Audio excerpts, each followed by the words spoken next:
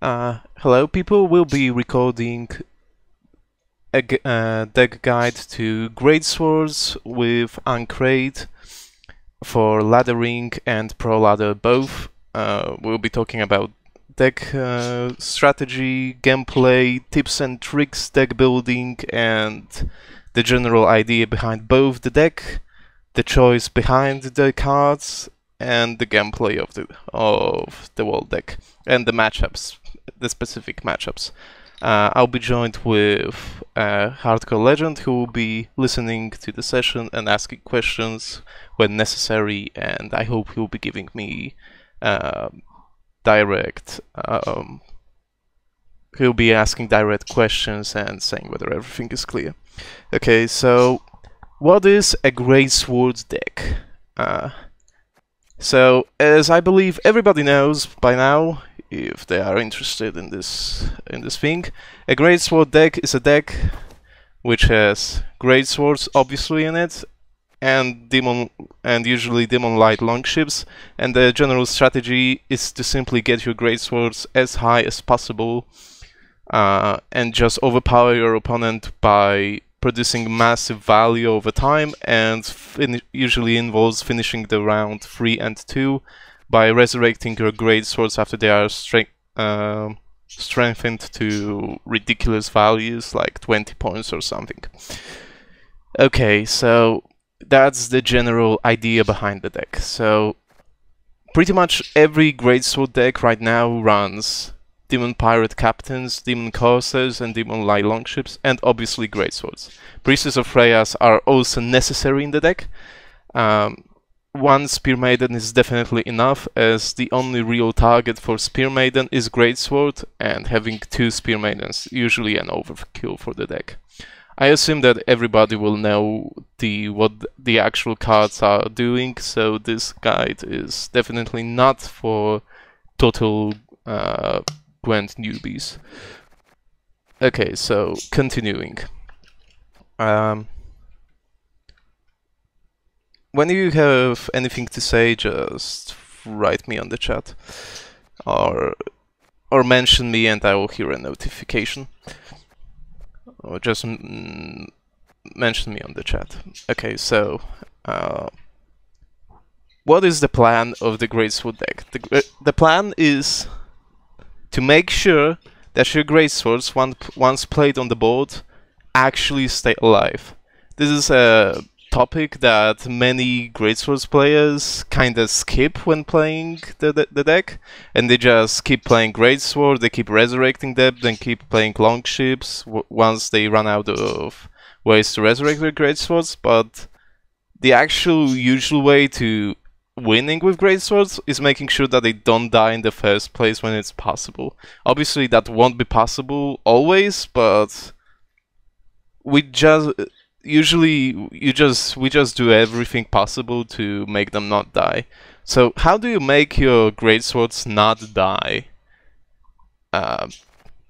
You have Mandrake in your deck and Wildboar of the Sea. While Wildboar of the Sea is not a necessary addition to the deck, it is a very powerful card when used properly, and absolutely makes the difference in especially machine matchups, the alchemy matchup, and more often than not in the Brewer matchup, the Scoia'tael matchup. It's a really good card in specific scenarios, and it's often necessary, pretty much a win condition then. So let's imagine we're playing against alchemy, and they have, like, obviously the main way for alchemy to win against Greatswords is to keep killing Greatswords until we just run out of ways to play Greatswords, and then they kinda automatically win. So usually Viper Witchers deal around 10 damage. And okay, one more thing, Crack and Crate in this deck is pretty much always used to pull Greatswords, and we usually use it as opener or one of our first few cards. And the only other variation of this deck that doesn't open with Crack into Greatsword is a Jenga variation, and there you run Jenga, and it's obviously a higher unit than Greatsword, so it will be pulled with Crack and Crate.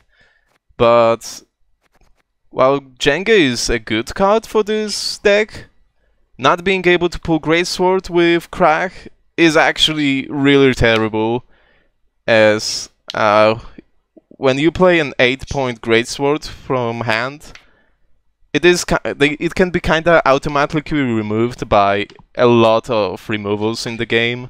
It auto-dies to Thunder, Alzur's Thunder, it auto-dies to pretty much every Viper Witcher in the game.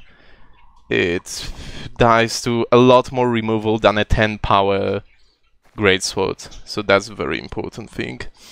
And next, so let's say you're playing against Alchemy, and you know that the moment you damage your Greatsword, or you pull your Greatsword on the board, they will just die instantly.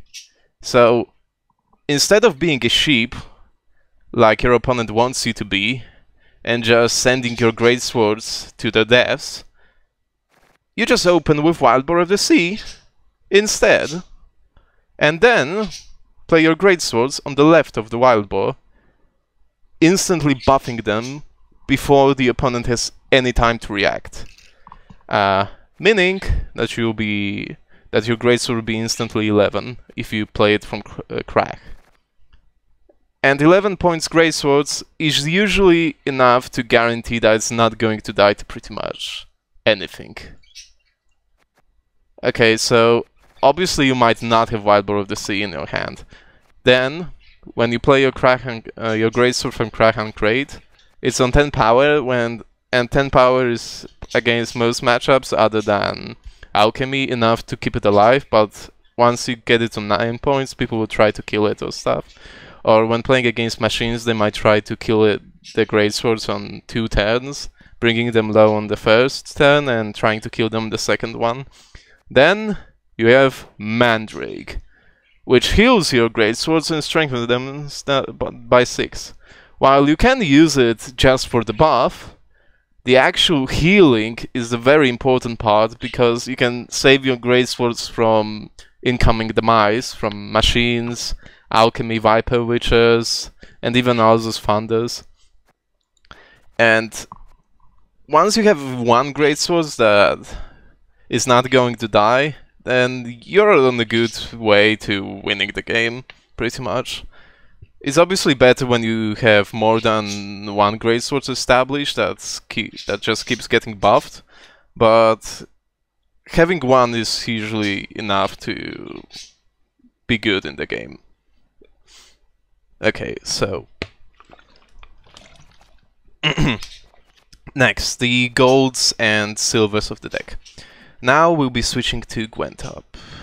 Okay, Gwent up. So, I believe a lot of people know this site, but the actual gem of Gwent up is the life statistics. Meta reports are good, but life statistics give you the edge of knowing the actual data from the past 3 days. Meaning that you're always,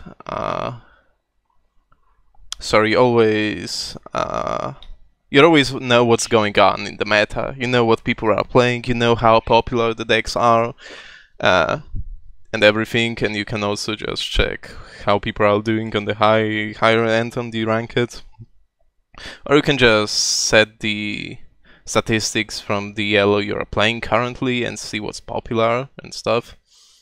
Okay, so it's also very good for checking, like, for example, let's say you're playing Greatswords and you queue up against a Dagon, and there are a lot of Dagon decks nowadays, and you're wondering, well, what are the chances that he's actually going to like muzzle me? And you check, and the popularity of muzzle on ranked at like 3000 elo is, in the past 3 days, around 20%. So, while a Dagon might be running muzzle, the actual chances of that happening are rather slim. Like, 1 in 5 matches against Dagon, they will actually have muzzle waiting for you. So, while you might be playing around it around Muzzle, you should keep in mind. Okay, it's important to know what to expect from an opponent and know that the chances of encountering actual counters are rather slim, rather than to expect them to always have it. Okay, so what can we use Gwent up other than checking what are the chances for our opponent to have specific counters to the deck? We can, for example, check what are the actual chances of playing a specific matchup. So right now we can see that the most of the ladder is basically Brewer, Krag, Calvate, and Hanseld. And Dagon somewhere with Evney as well. Okay, so Brewer, for example, okay, pretty much there are a few Brewer decks right now, but the most popular one is the Nova deck with Eglaze, Shiro, Saskia, and stuff. So when we play Greatswords, we have to make sure that we are able to beat the more powerful decks on the ladder. And knowing what you're playing against always gives you a little bit of an edge when designing your deck and preparing for the general matchup. Like, you see a Brewer and you see that they are most likely running Shiru, Eglaze, Yovev. So you might, for example, be playing around Eglaze and not playing your Mandrake until it's absolutely necessary. While obviously if you are playing Mentor, then you'll be playing a special card eventually, but you might keep in mind that they most likely have Eglaze. And you should always be playing around Shiro because it's the most popular card right now. So stuff like that. And there's Yorvev as well, pretty popular option. Muzzle is not very popular, so it's usually not worth to be playing around it. So that's how we use Gwent up when playing Greatswords. You just check for the matchup and try to think of the counters your opponent might be running. Obviously, knowing the general strategy of your opponent is important and stuff, but that's a good way of just being prepared for your opponent. Okay, next. So the goals. Vesemir is a good card for pulling your Mandrake, and Mandrake is a very good card in Greatswords.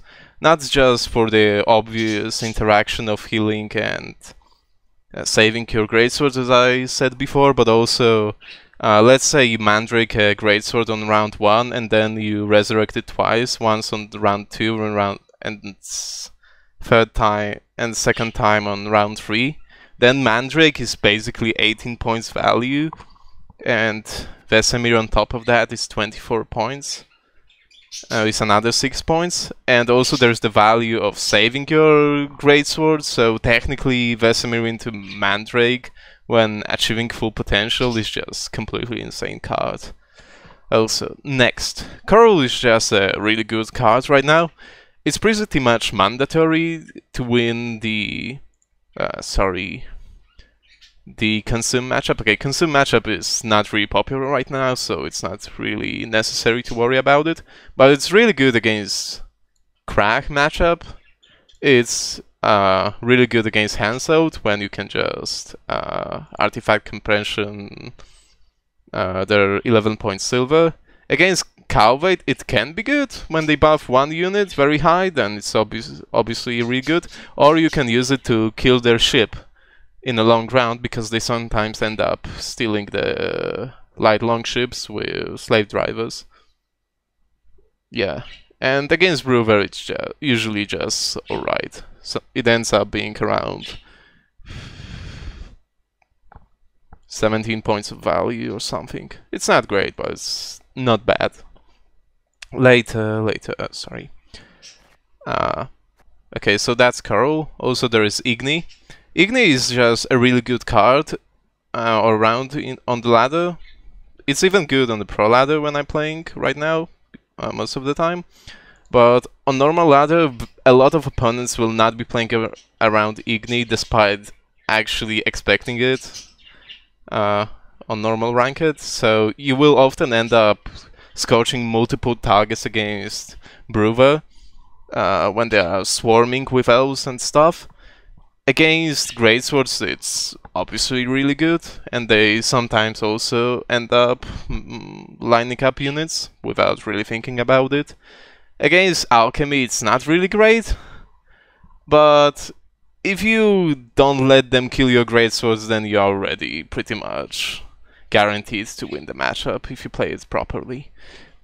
Against Hanseld, Igni is a very good card because you can't really deny them from pulling machines, but once they do pull machines, they often end up playing them in one row, and if there are no higher units than the machines they pulled, then you can scorch them all for massive value, and it happens a lot, seriously. And it's just game winning on its own, very often. Okay, so that's Igni. Igni is pretty much the meta call right now, and people won't be really playing around it, so it's really no reason to not play it. Okay, next. Okay, so obviously you can be playing with other goals. Let me show you. Sorry, I keep going to the recording settings. Okay, so let's look at Crack. So as you can see, people also play telekinesis with decent success. There's him, which has a good win rate, surprisingly. Berna, Poet. Muzzle with also good win rate. Okay, so the point is that you can play other golds with decent success, obviously.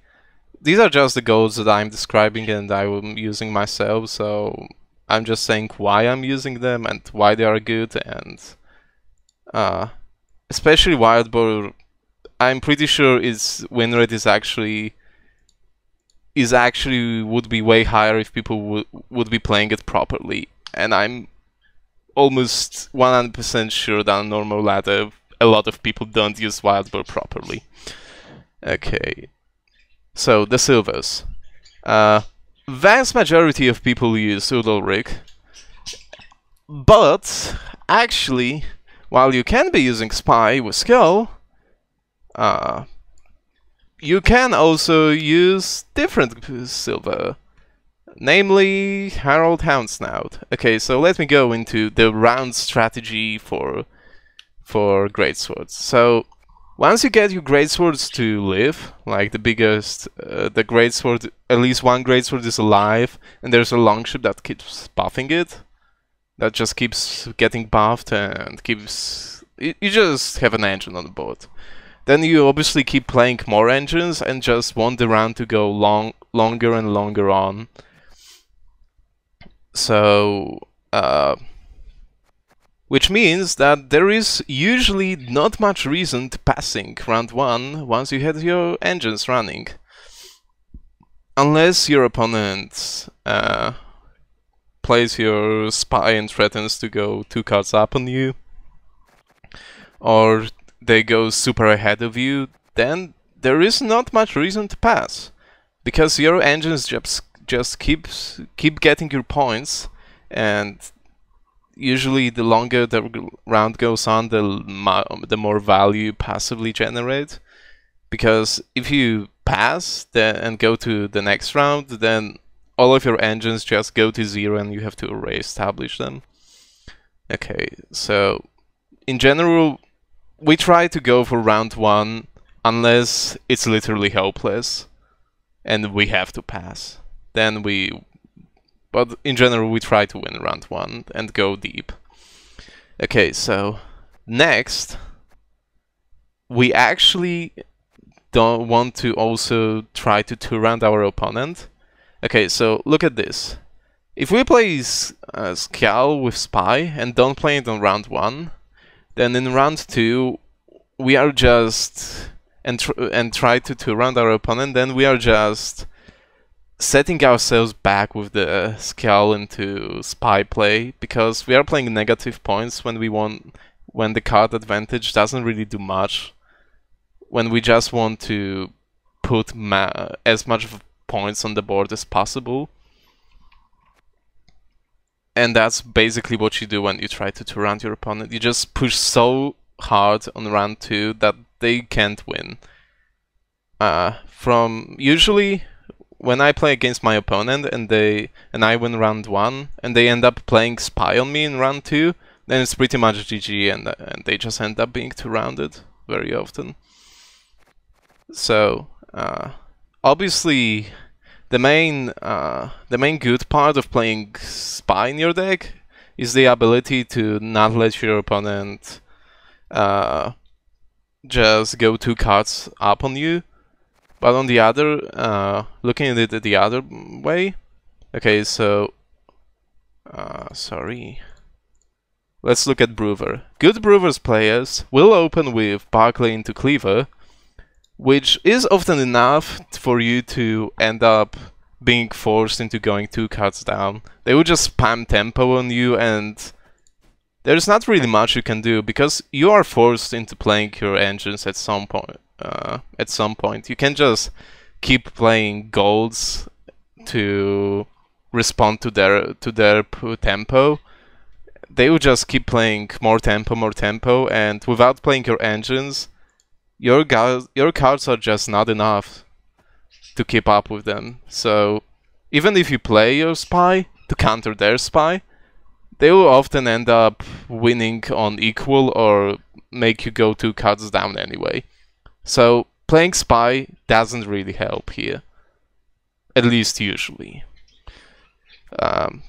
Obviously it's good against Hansel, but we can win that matchup without Spy anyway. And Skull into Herald is really, really good when it works. Seriously, like, look at Herald. It pulls 3 skulls, and the second skull is the most important one. Forget the fact that it damages all units on the enemy board. That's not the most important part. The most important part is destroying Wilmar, so you get a bear for free, which is basically 11 points. On top of destroying the skull, so it's 12 points. At least 12 points when it works. So Skull into Herald is instant 12 points. You put 2 skulls on your board and 1 on the enemy board, so it's 12 points. And when you destroy the second skull and it procs, then it's additional 12 points at least. So it's at least 24 points when it works, and the other skull gives you another 3 points. And you can also damage another units with it, so Skull into Herald is potentially over 30 points play when it, at the best case scenario, which is pretty much insane, seriously. Okay, so as you might actually know, your opponent, when they are actually not idiots and know what's going on, will counter Herald by destroying the skull. So you can counter this by playing Herald as your finisher. Yes. As your finisher for round 3 or at the end of round 1 or round 2. Or you can play it as your opener on red coin when you know your opponent won't have any good way of dealing with Herald. So you can open, for example, you could open against Alchemy with Herald. Because then they will be either have to buff it with Beer, which often won't be very good for them, or they'll be forced to instantly play Vulgaforce to destroy Wilmar. Of course, assuming they know what they are doing. Or it's also good against Brewer when it works. Because they're likely not going to kill it using Cleaver, and they are likely... They would have to roll some way to kill the skull with Elven Scout or Doppler. Okay, so Skull and Herald, when they work, they are brilliant, seriously. And even if your opponent kills the skull, then they usually use some resources for that, and you still get value. And the left skull also gives you value anyway, so it's really good. Sigrifa is really important because you can wrestle your Greatswords or other units. Restore is a gold tier card in silvers. Like, seriously, this is just a retarded card. I have no fucking clue why it's in the game still. Restore on Demon Pirate Captain into Demon Corsair into Empowered Longship, or even the base Longship, is at least a 20 power play. And if your Longship is buffed, then it can easily go to like 24 power with setup on engine. I have no fucking clue why it's even in the game, seriously. It's just kinda retarded. Okay, and then we play Runestone in this deck just to make sure that our Vesemir isn't bricked. Because Mandrake is such a good card that we don't want to mulligan it from our hand in case we draw it and we don't get Vesemir. Okay, so we play Runestone so our Vesemir isn't instantly bricked when we keep Mandrake in our hand in round 1. Okay, and next... I think that was pretty much it. So, another topic. So, as you might know, there are ways to counter Greatswords hard. For example, the most notorious ways of countering Greatswords, other than obviously killing them over and over again until you cry, is to just steal them from your graveyard or delete them from the graveyard entirely. For example, the most notorious ways of doing that is playing Caretaker in Monsters or playing Ozrel, which is in vast majority of monster decks. Meaning you should be expecting that pretty much every time. Or they can just play a Sire and put them back into your deck. Which just pretty much auto-loses you the game on round 3 when it happens. Or in round 2. So, how do you play around that? Okay, so... hear me now.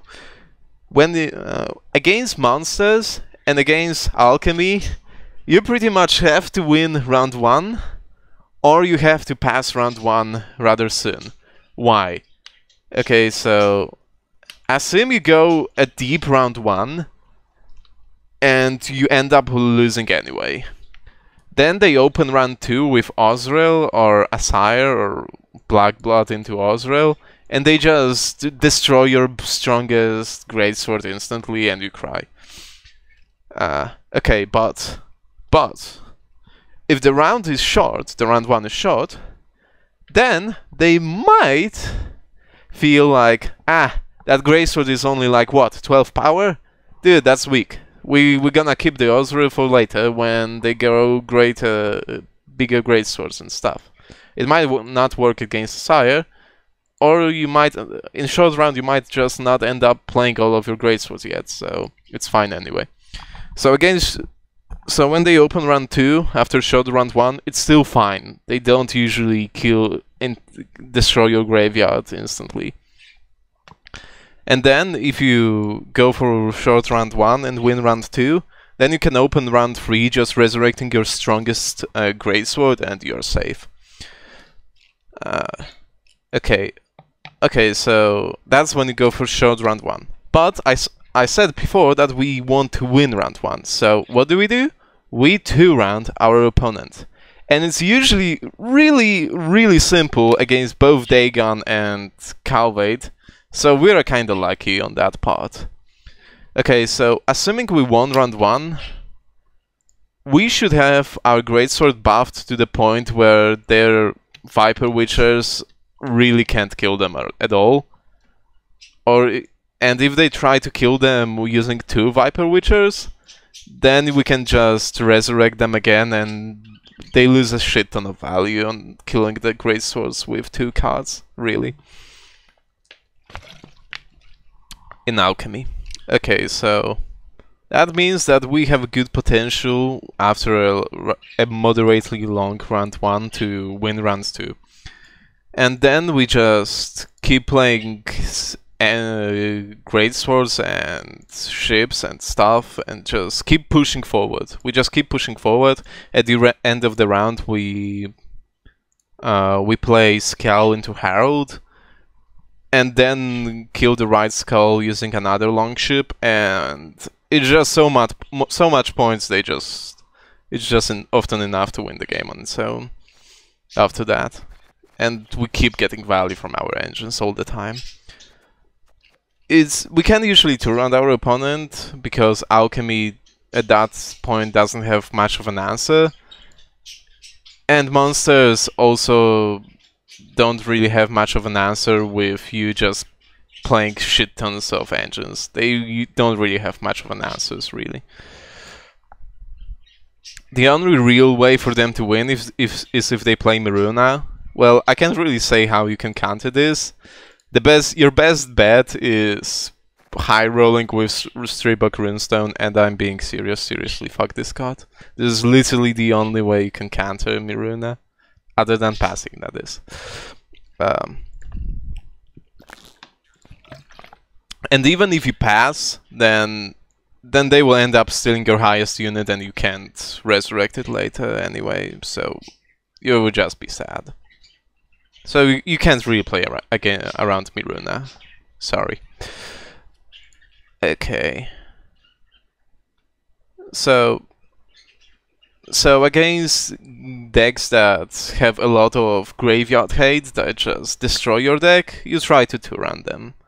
Against other decks, you can pass during round 2. Okay, so you always aim to win round 1. Even if you go 2 cards down, it's usually better to win round 1. Yeah, 2 cards down. Unless the alternative is to lose round 1, 1 card up. Okay? But never, never ever let your opponent win against you on equal. Then you're fucked, seriously. Never let your opponent win on equal. If there is a chance that your opponent can win on equal after playing Spy, just go 2 cards down and it will be fine, seriously. Okay, so against opponents that don't run Graveyard Hate, you usually win round 1, even if you go 2 cards down. Then you play moderately deep round 2, and play a short round 3 in which you resurrect your Greatswords, which should be over 20 points by that point, and you play your Scowl into Herald, into Longship.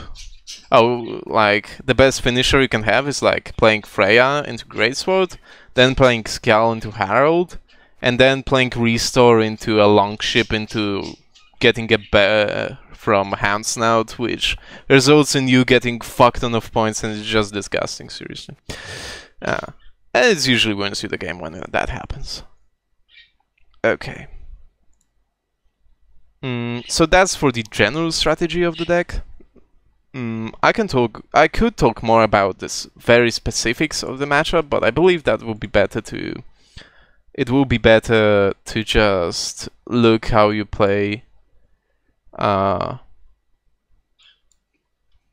just explain the strategy, specific strategy in gameplay. Okay, so for the questions. You asked before how flexible is Igni in this deck. Okay, so Igni is really good. It's only ever really bad against Calvate if they really play around Igni. Then Igni isn't so great. It's also not great for round 3, but in every other scenario, it's usually at least 20 points value, and when it works really great, it can win you the game on its own, especially against machines. Okay.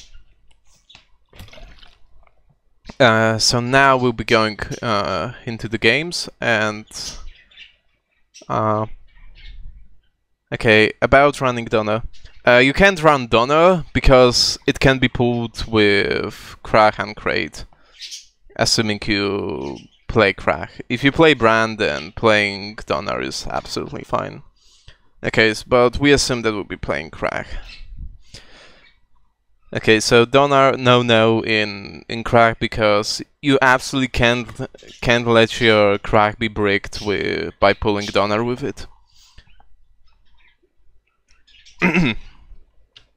Okay, so now Legend, will you be playing the matches and I'll be just commenting and telling and just discussing your plays and saying what you could do better, or do you want to do the reverse? Herald only has anti-synergy. Okay, so you have to play a ship to proc the Herald, but it's not like that when you use it as finisher. When you use it as finisher, then you don't lose much when you when comparing because there are not many rounds left in the game. Then you don't lose much by by using your resources on proccing the skulls instead of using them on Greatswords or something else. Okay, and in short round 3 then it's obviously going to work wonderfully. Or you can just use okay, it's not I don't recommend using Scowl into Herald as the opener in most rounds, because your opponent can counter it, but it's really good as finisher, seriously. Okay, so regarding my previous question, will you be playing the matches or should I be playing the matches?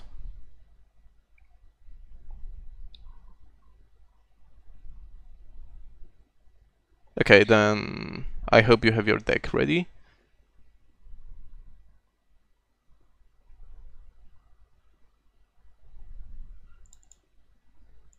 Okay, let us see.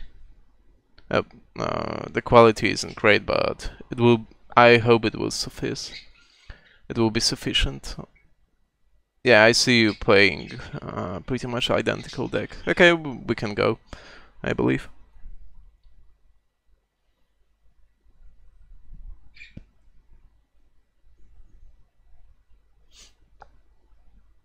Okay, so the rules say that I can't comment on your matches on ranked match, so I will have to ask you to play a casual match instead, or I will be forced to comment on your game after the actual game, which will be pretty bad. So let's just play a casual. It's really not bad because Greatswords is a proactive deck instead of reactive, meaning that I can just tell you the general playstyle even if your opponent isn't great. Okay, so more about matchups. Against when you're playing against Skellige in usual, okay, let's talk about the mulligan. So in this case, you always try to mulligan a Herald no matter what, because Skel can only pull Herald ever, and you don't want your Skel to be bricked usually. Okay, and in this case I would mulligan your Mandrake first, because okay, and now I would either mulligan one Freya. No, Freyas are actually fine. You should mulligan Runestone now. Okay, so this hand, wow, you get a rare case of an actually hopeless hand. You drew literally zero ships. So, I mean, this doesn't happen. No, seriously, this doesn't happen. You never do that. How? I have no fucking clue how you managed to draw 0 ships. I mean, I think you are forced to pass, pretty much. Okay, your opponent is playing this card. Against this card... Okay, so... You could open with Greatsword and play your Spear Maiden on one, and then buff one with Mandrake and pass. And that will be it. And then you'll be forced to pass because you don't have ships. Okay, so in case you have literally hopeless hand, you can pass early, but that doesn't often happen. This game is kind of special case. So, as I wanted to say previously, against Skellige in general, you have to be wary that they're very likely going to play Coral, so you should avoid buffing one Greatsword in particular. It's good to have two Greatswords that are on very close power level, so even if they Coral one, you are not completely destroyed. You can still resurrect the second Greatsword that was on similar power level. Okay, he's playing Volsbane. Okay. Again, general strategy against Volsbane. Okay, so I would buff the second Greatswords if I was you with Mandrake and just pass. We don't want to buff the more powerful Greatsword, because if they play Coral on it, we are totally screwed. And we have to assume that every Skellige deck runs Coral, because it's just this popular. Okay, so now we can just pass, pretty much. The Wolfsbane is going to proc. Or we could play one more round and just pass. Okay, okay, actually we can play one more round. So you could just play Coral on... Okay, against these cards don't run big cards, so you can just play Coral on Morgvarg in this case, I suppose. True. Okay, so now Wolfsbane will proc, and we are just happy passing.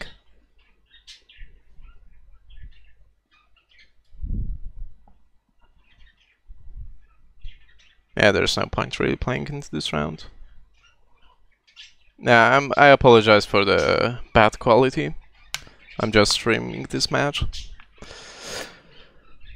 Okay. Okay, finally drawing ships. Hallelujah. I would, in your case, I would... No, don't... it's always best to mulligan resurrects on ships when you don't actually have ships in your graveyard, because you end up drawing them later anyway. Yeah. Okay, so now you have ships, so we can just... So now you just open with Freya, and in case you want to play multiple Greatswords in one round, then it's always better to resurrect the weaker one first. At least in round 3, because then you play around your opponent somehow getting rid of the strongest one. Yeah, so you just do that. And then you just play your ships and resurrect your Greatsword again. And I think you'll be able to play Igni later. Okay, so yeah, you play your Longship. The order here doesn't really matter. You end up playing your captains anyway. So the general strategy: you play a Greatsword. You always play Greatsword first and then Longship into it. And then once you pretty much used up all your engines, you start moving on with your finishers, and your finishers are Skjal and Goals, usually. Okay, so Igni and Coral are your finishers, more specifically, and Vesemir. Okay, yeah, you resurrect another Greatsword. Okay, yeah, I recommend playing it in another row, because then you kinda play around Igni.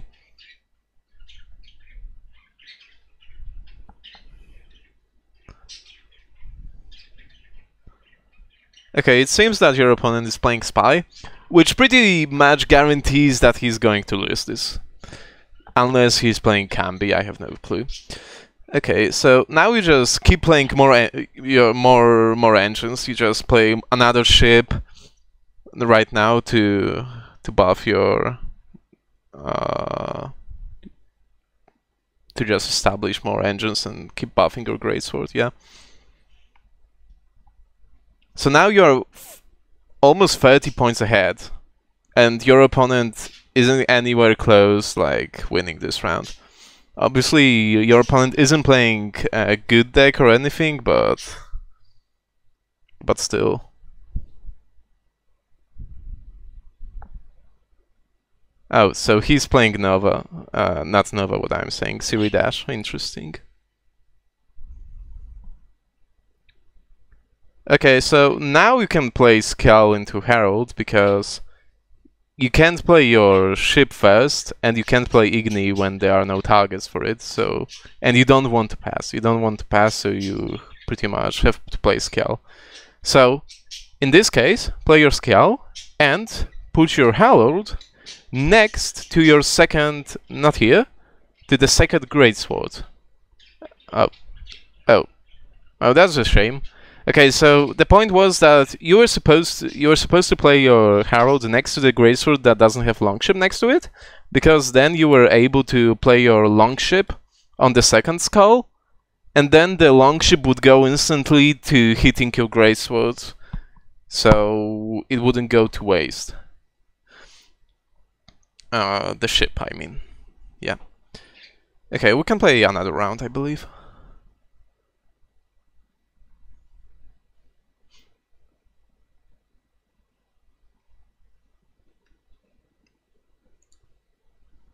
Sorry. Let me see if it's recording. Yeah. Okay, a fall test. Okay, another matchup in which your opponent doesn't run much removal. The only removal fall test usually runs is sometimes Scorch, very rarely Scorch. Okay, Mulligan. In this case, Mulligan your Hound Snout. No, in no particular order. Houndsnout, and then Runestone or Mandrake. Runestone, I believe. Runestone is usually less important than Mandrake. And now, you obviously keep your goals. And... well, this hand is pretty good. I think you can mulligan Mandrake, because you pull it with Vesemir anyway. Bronzes are really important in this deck, and Resurrects are also really important. Don't mulligan your Freyas unless you really have to. And by really have to, I mean that your hand is literally hopeless. Okay, when your opponent open passes on you, then it's usually best to use the card you have most abundance of. Not Greatswords in this case, you just use one of your ships, because then you can easily resurrect with Cursor anyway, and you have 3 of them waiting in the deck, so there's a high chance you'll be pulling them. You usually have way more ways to play your ships than you have ways of replaying your Greatswords, and Resurrects on Greatswords are in general way more important later in the game than Resurrects on ships. So it's good to save them. Alright, this hand is really good. I don't really think you should mulligan anything in this case.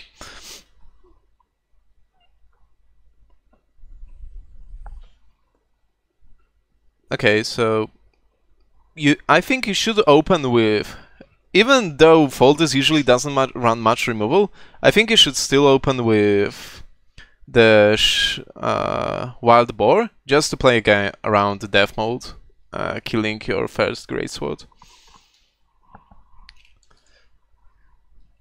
Because it's round 2 and we won round 1, they can't pass on us anymore, and there is... the only way for them to really play around Wild Boar is locking it. And if they lock Wild Boar, then still, at least they won't lock your other units. Okay, so now you play your biggest, Greatsword with Crack. And now you just rinse and repeat. Longbow, Abode, a Greatsword, Abode, a Greatsword, Abode, something like that.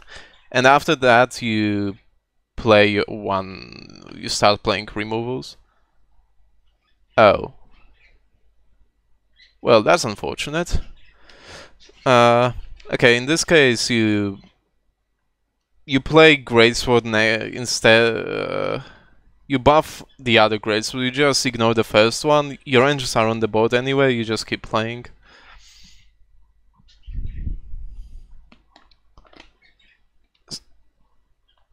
Okay, we ignore the fact that our opponent we just procced opponent's Toon Banners. There's no really way to play around that. We would have done that anyway at some point, so we just ignore that and keep playing for value.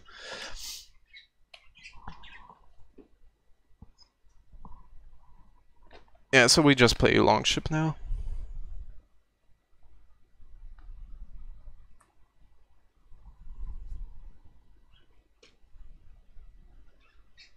In theory, we just played into Igni. It's usually important to play in such a way that we don't play into Igni, but especially later in the game. But even if they Igni us now, then at least they won't be using it later, and them scorching 18 power is way more manageable than them killing. Okay, so now you can play around Igni. Okay, now wait. No, wait, they won't be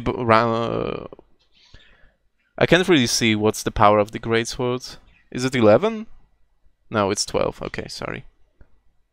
Okay, I see, thank you.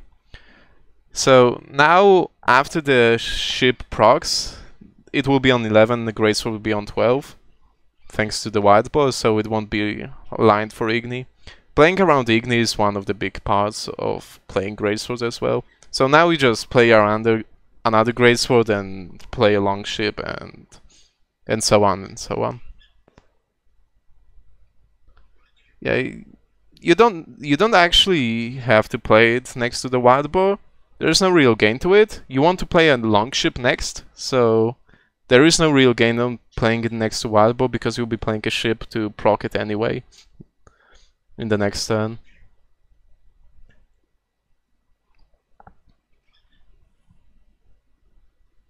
If you played it next to the Wild Boar, then you would be forced to not play a ship on your Greatsword. And you pretty much always want to play your Greatsword or your Longship either on Greatsword or the Wild Boar. Okay, you can play one of the Demon Coasters in this case, yeah.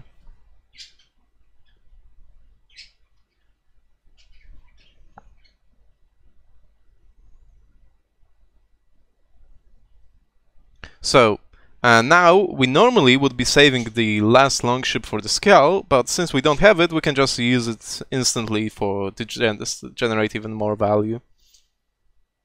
Oh, that's interesting. So in this case, I would play your Longship on the next to the Wild Boar of the Sea, so it would be getting value thanks to Wild Boar having armor.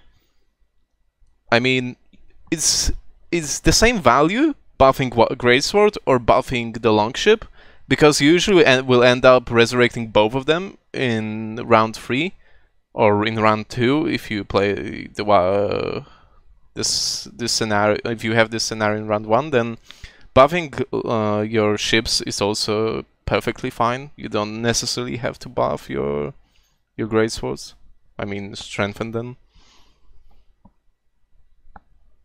It's also in some scenarios completely fine to play on your Mandrake on the ships to buff them.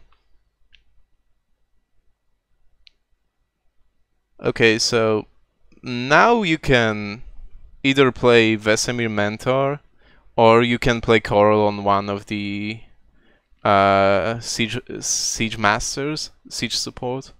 I mean, they likely won't be having any bigger units anyway, so other than what is it called? The vampire, that's really big. So you just have to make a decision whether you play Coral for the finisher, if they even play it, or do you use it now for the instant value. Both decisions are usually fine, but in this case, yeah, I would also use the Coral now. We aren't even sure if the opponent is running the vampire. Hubert, I think he was called.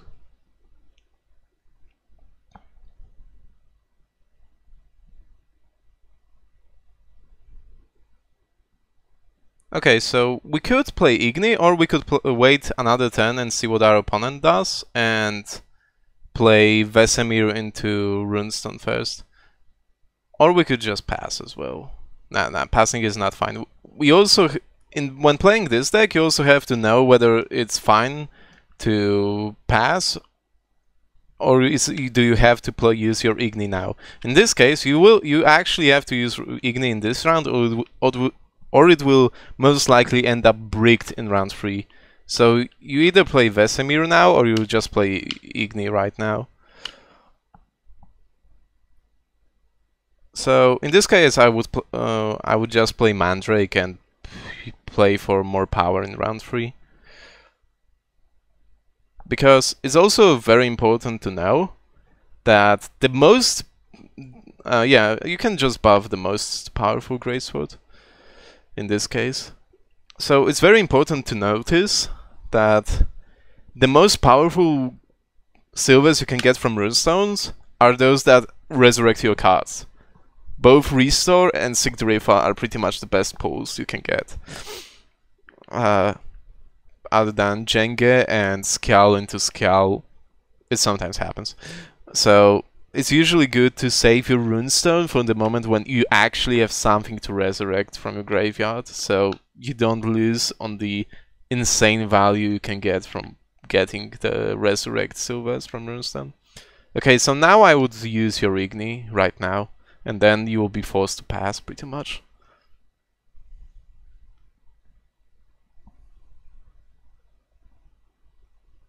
I really can't see the numbers, so you have to calculate this on your own.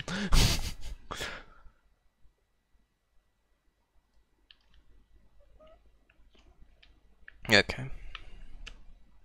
So you can see that your opponent is 40 points behind right now. And it all thanks to the continuous value that we are getting from our engines. Okay, so now we just pass because we have nothing more to play, but still we are on a massive lead on our opponent. And we still have insane resurrects for the round 3. Like, we can just play resurrect a Greatsword and get a ton of value. We can also resurrect one of our ships, which is now also on like plus 13 right now. And it's just a lot of value for round 3. Yeah, so our opponent technically, in theory, also had a good setup for a long round with the siege support and stuff, but end up going one cut down anyway. All thanks to the pretty much the ridiculousness of the power of the engines. Okay, so this hand is perfectly fine. You don't have to kick anything. You can just resurrect 2 Greatswords and resurrect one of your pirate captains with 6 Rifa. So in this case, you should resurrect a Greatsword first and then play 6 Rifa into ship, I believe.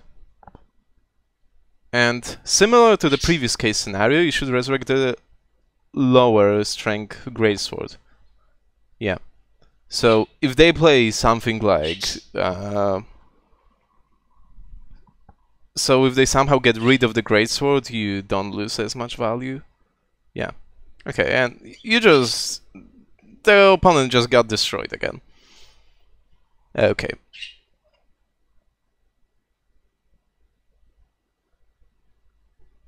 Yeah, so okay, I think that will be enough for now. Okay, so that's how the deck plays in general.